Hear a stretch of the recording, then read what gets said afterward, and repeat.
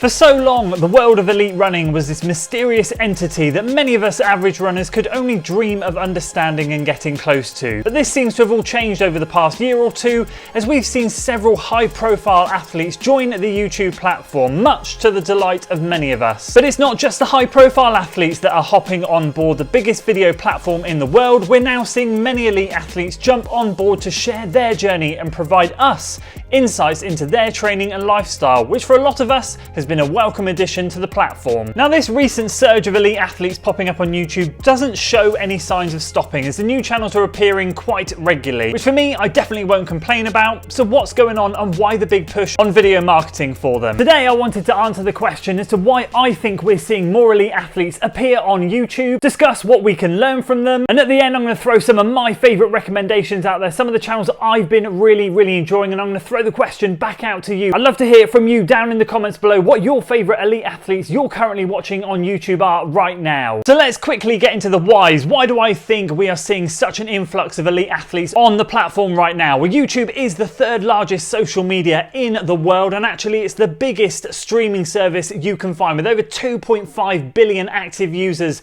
per month. This is actually more monthly view time than Netflix, which is absolutely incredible. And so from a marketing perspective, it's a no-brainer to jump on board. The second reason as to why is I think brands have really sat up and taken notice of the popularity of the sport on the platform itself. There's no denying that currently, as a sport, running is absolutely booming, and there are currently a lot of content creators on the platform with some really impressive follower numbers. So I think brands from that perspective are looking at things and going, well, maybe if we can help out these elite athletes to build their own audience, then we can market directly to their followers, and it's a win-win situation from both ends of the spectrum. And thirdly, I genuinely think that athletes are realizing it's going to make them more valuable to brands as well. If there's a bunch of athletes on the verge of going pro, or they're really clocking some impressive times looking for that potential sponsorship, if they have an audience already built up, that's going to give them a +1 in the brand's eyes. But of course, it's not all about the brands. They could just be looking to build up a following themselves, help them spread their word about their own journey, and in general make them more of a valuable asset. And of course, the final thing, I think the biggest one, are really the enjoyment factor. There's a lot of people that just like to jump on board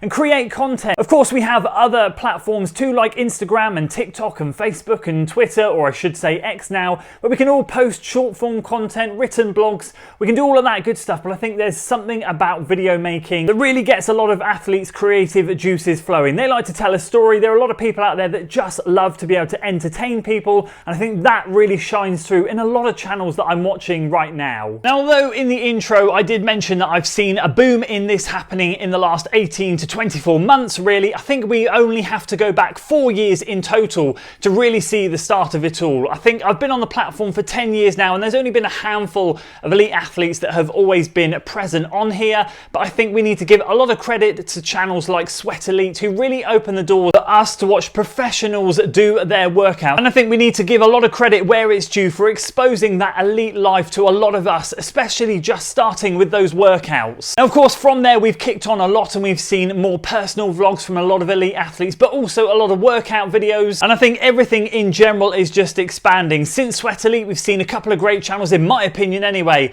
Track All Access do a great job in showcasing a lot of elite athletes, sub-elite athletes, high school runners, and everything in between. They're great fun to watch. And of course, Total Running Productions does a great job in covering a lot of the sport in general in track and field. I think they deserve a lot of credit for giving the sport a lot more media attention than maybe some of the mainstream media outlets out there. So of course, having now consumed a lot of this content myself, and I'm sure a lot of you guys have too, and again, I'd love to hear your thoughts on this in the comments below. What can we learn from what we're seeing? Well, I think we can safely say there's no magical elite workout. There's no magical training regime. They do train exactly the same as all of us. Of course, what we have to remember is their mileage is a lot bigger than the majority of ours. They are doing this as a full-time job, so they can dedicate a lot more time to other areas of the sport. But not once have I watched a video from an elite athlete or an elite team and gone, oh, that workout looks a little bit fancy. That must be the reason why you are top of your game and the rest of us are not. A lot of the time, training just comes down to the standard bread and butter stuff, working on the basics and building strong foundations, moving into the specific phase where they get ready to race. I think the second thing that I've really noticed, and I kind of just touched on it then because I mentioned that realistically for a lot of them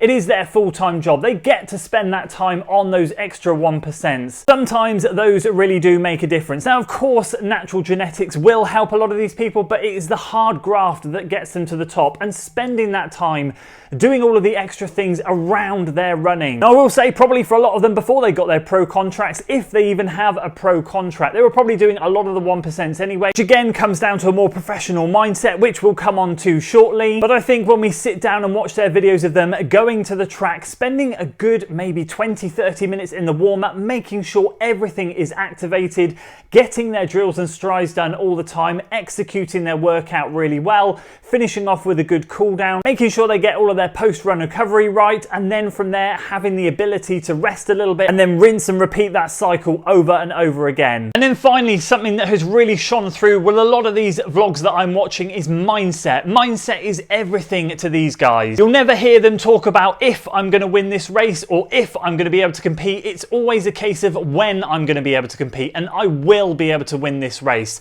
It's always a question of I will be able to do it, it's just a matter of time. I might not be in shape right now, but I'm building towards it. It's never, oh, I'm going to try and get myself into shape and see if I can qualify for the Olympic trials, see if I can podium at this big race. It's I am going to get myself into shape. I'm going to do my best to rock up to that start line and make sure that I get on that podium. I'm going to give my best to make sure I win that race. I qualify for that Olympic trials. And it's very rare you hear anything negative come out of their mouths. Now, of course, I'm sure they do battle those negative demons every now and again, but again, this comes back to those 1%. This is something that they will work on massively during their training. Some of them will even have sports psychologists to work with, and you can really see that it shows. And just before we get to some of my recommendations, and then of course I'd love to hear from yours, what I guess do we want more of, and is this good for the sport? Well, what I would personally love to see more of is some of these elite athletes have appeared in line in a build-up for some big race, whether it's the London Marathon, whether it's for another big event. We'll see maybe a one-off documentary, or we might see a 3-part series. Alex Yee comes to mind. He produced, or they produced, some of the best training vlogs that I've seen in a very long time. Sadly, it looks as though that was just maybe a one-off build-up to London. I'd love to see Alex produce more of those videos. And he's not alone. There are plenty of other athletes that have appeared on the platform in the build-up to a race which have produced some exceptional content but then disappeared. So personally, I'd love to see that level of athlete become more of a mainstay on the platform, and I'd love to see brands taking the time to hire more videographers so that we can get some more exposure and more insight into these elite athlete lives. When I get onto my recommendations, I'll give a couple of shout out that I've been really impressed with the quality of their videos, and of course brands have been backing these athletes, and of course what that means for us is it's great because we get the doors opened and we get to see inside their training, their mindset, and everything I've just talked about. And that's because the brands have invested their time into getting and hiring a videographer to produce these almost mini docu-series or weekly vlogs, whatever it might be. So I'd love to see brands invest more in that side of things. So who do I personally recommend? Well, to be honest with you, this vlog might end up going on for 20 or 30 minutes if I list off everyone, but I do want to give a few of these channels a good shout out because they have been producing some brilliant content over the last few weeks and months. Jakob's return to the platform has been welcomed with open arms. He used to produce content and then he went on a bit of a hiatus, but he's really come back with a bang. And I think a lot of us, well, his viewer numbers are showing that a lot of us are appreciating him taking the time to put some videos together. And at this point, as I said earlier with the videographers, a quick shout out to Big Dog Films. This is headed up by Tom and Lewis. I've met Lewis once at a Pro Direct event and I've met Tom a fair few times, both brilliant lads, and I know they're putting in the hard miles here to help Jakob put some of these videos out there, filming it, editing it, all of that. So big shout out to them. Of course, Clayton Young is another one of my favorites. I've done a video on his training and that's all thanks to him putting himself out there on YouTube. And once again, a shout out to Andrew, his videographer.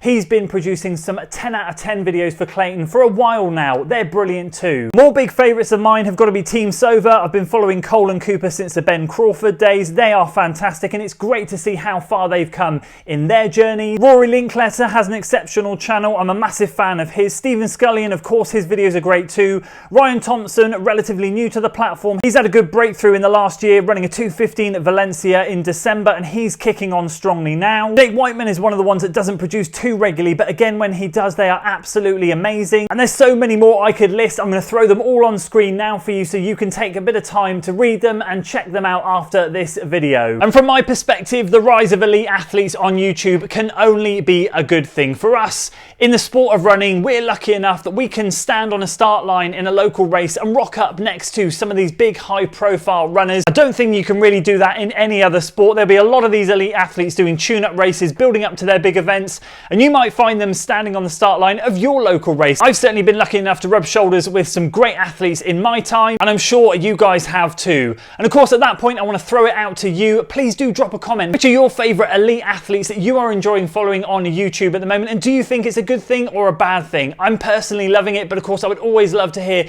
your suggestions and your opinions too. Now, speaking of which, if you're interested in checking out a couple of British sub-elite runners that are really knocking on the door with that high mileage approach, churning out some incredible times in their races, and hopefully one day in the future will definitely turn pro, check out this video here of Jake and Cole's training. And if you're interested in seeing one of Clayton Young's build-ups to one of his marathons as we've just talked about, check out this video down here, and I'll see you guys over there.